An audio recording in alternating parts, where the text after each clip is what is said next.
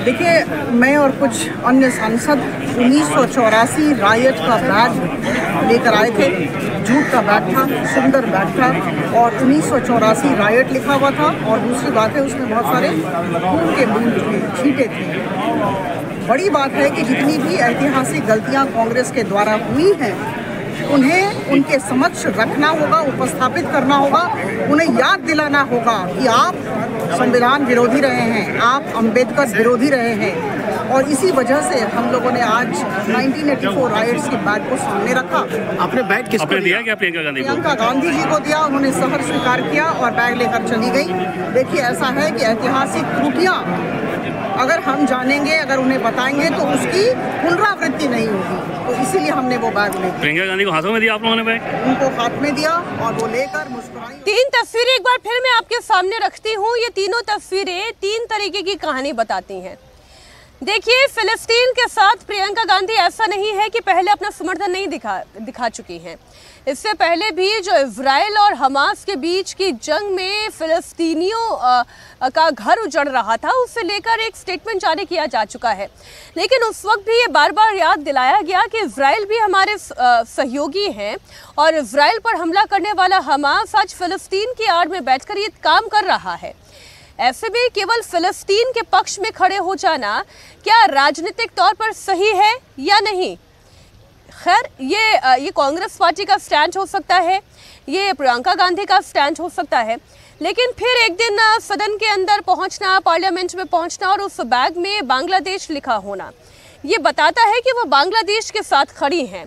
इसमें भी कोई आपत्ति की बात नहीं है कि कोई भी व्यक्ति अपने विचारों के लिए स्वतंत्र है और उस के साथ खड़ा हो सकता है और बांग्लादेश को लेकर वो खड़ी भी हुई।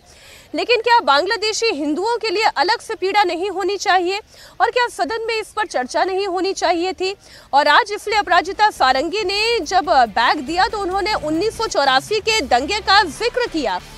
1984 में जिस तरीके से दिल्ली में दंगे हुए, सिखों का नरसंहार हुआ, उसी बैग स्टेटमेंट से एक और बैग स्टेटमेंट निकालने की कोशिश थी। ये तस्वीरें हम आपके सामने रख रहे हैं। प्रियंका गांधी ने केंद्र सरकार पर इस बीच अटैक किया। प्रियंका गांधी ने कहा कि सरकार डर गई है। डेस्परेट होकर राहुल गांधी पर झूठे आरोप लगाए गए हैं, झूठी FIR दर्ज की गई है। राहुल ऐसा नहीं कर सकते हैं। क्या कहा प्रियंका गांधी ने, आप सुने।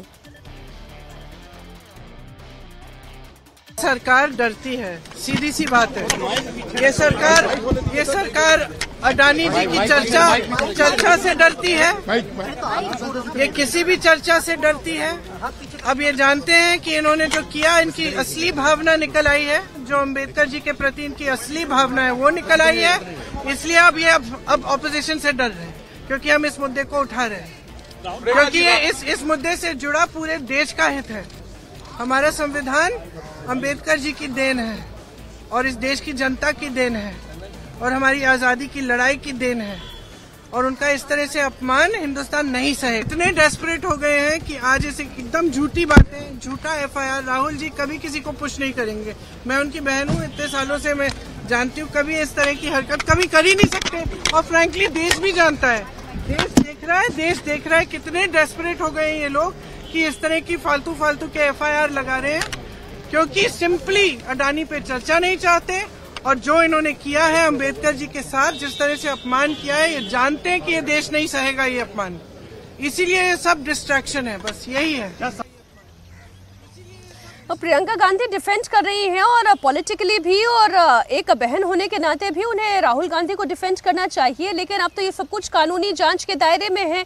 क्या हुआ था, किसने धक्का दिया था, किसने मैन हैंडलिंग की थी और किसे चोट आई, ये तमाम तस्वीरें तो तभी साफ हो पाएंगी जब इस पर कानूनी जांच हो जाएगी। लेकिन इतना जरूर है कि राहुल गांधी पर इस तरीके के आरोप लगना, FIR दर्ज होना, इससे पहले भी ऐसी तस्वीर कभी पेश नहीं आई थी।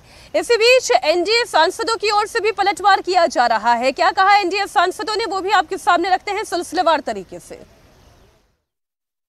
आप जानते हैं कि किस प्रकार से कल राहुल गांधी जी ने हमारे सांसदों को धक्का दिया है और किस प्रकार से मिस कन्याक हमारी नागालैंड की आदिवासी बहन है और राज्यसभा में सांसद है, उनके साथ जिस प्रकार का व्यवहार किया है, जिसका कि विस्तार से जानकारी हमारी बहन कन्याक ने दिया है, संसद के पटल पर दिया है, ये अपने आप में बहुत ही दुखद है, आपत्तिजनक है।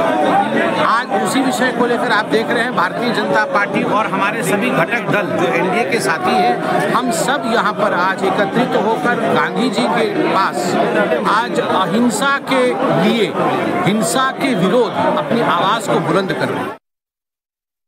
कल जो श्रीमान राहुल गांधी जी ने किया वो माफी योग्य नहीं। कांग्रेस सदा दलित पिछड़ा विरोधी रही है और कल एक आदिवासी महिला सांसद के साथ जो राहुल गांधी जी का रवैया था वो माफी योग्य नहीं है। महिलाओं के प्रति उनके मन में कितना सम्मान है देश के सामने आ चुका है। दूसरा, वो SC ST OBC विरोधी पूरी कांग्रेस पार्टी वर्षों से रही और आरक्षण का विरोध करती रही और अब राहुल गांधी जी भी चाहते हैं कि आरक्षण खत्म हो जाए, उनका अमेरिका का बयान नजर आता है। तीसरा, अपने साथी सांसदों के प्रति उनका मन में कोई सम्मान नहीं और कल जिस तरह से 2 बीजेपी के सांसदों को घायल किया और अपने दल बल के साथ ऊपर चढ़ गए सीढ़ियों के ऊपर आकर, वो अपने आप दिखाते हैं कि उनके मन में कोई सम्मान नहीं है। चौथी बात, जब वो घायल सांसद को देखने लेकर भी आए हम लोग उनको, तो उन्होंने उनका हाल पूछना छोड़िए, माफी मांगना छोड़िए, अहंकार दिखाकर एक बार फिर राहुल गांधी चले गए।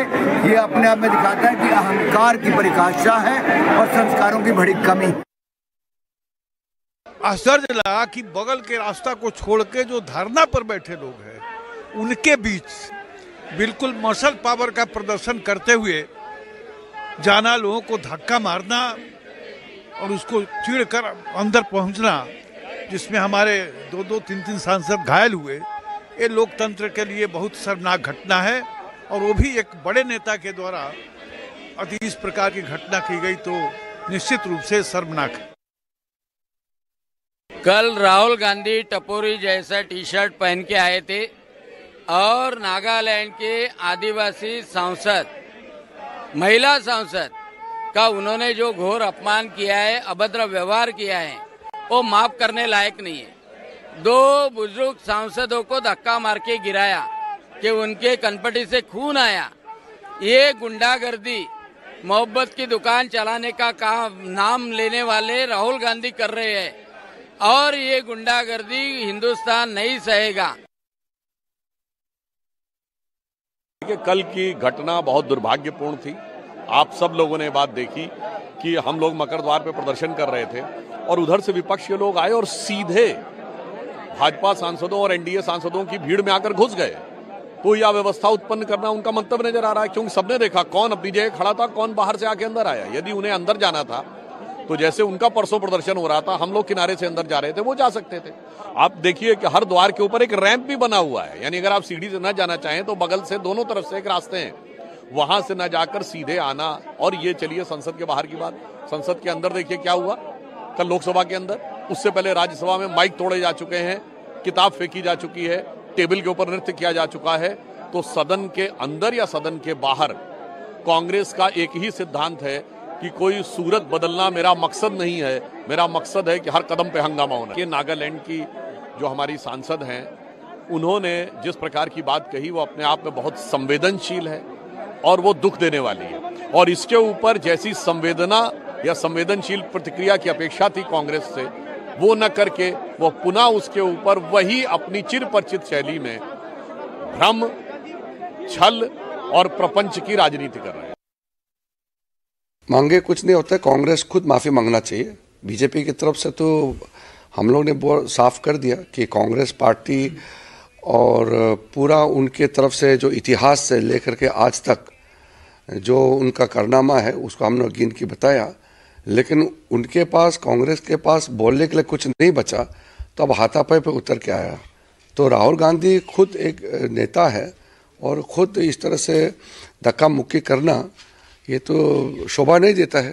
तो इसलिए हमारे सांसदों का कहना है कि राहुल गांधी के खिलाफ में पुलिस कार्रवाई भी होना चाहिए और साथ साथ में राहुल गांधी जी देश से माफ़ी मांगना चाहिए। ये हमारे एमपीज़ का जो डिमांड है वो तो जायज़ है, लेकिन हम चाहते हैं कि पार्लियामेंट शांति से चलना चाहिए, यहाँ हाथापाई नहीं होना चाहिए।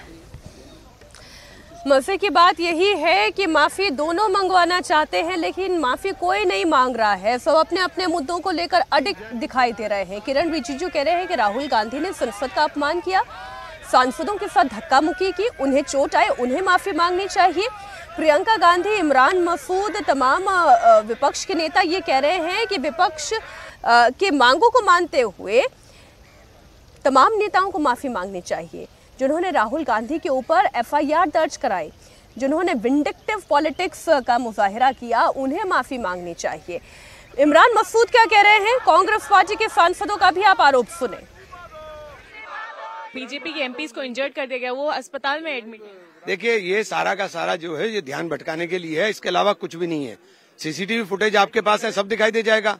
आप गेट रोक करके बैठे हो, गेट ब्लॉक कर करके बैठे हो, उसके बाद फिर ये बातें कर रहे हो। ये जो अपमान अंबेडकर जी का किया है, उस अपमान के ऊपर बात नहीं कर रहे हो, इधर की बात करना शुरू कर दी है। सर, पी कोन्याक ने कहा है कि जो नागालैंड की एमपी हैं भाजपा की, कि राहुल गांधी काफी पास खड़े थे, जिससे वो मैं भी कुछ और कहने लगूं कि मेरे पास कोई खड़ा था, ये भी कोई बात है?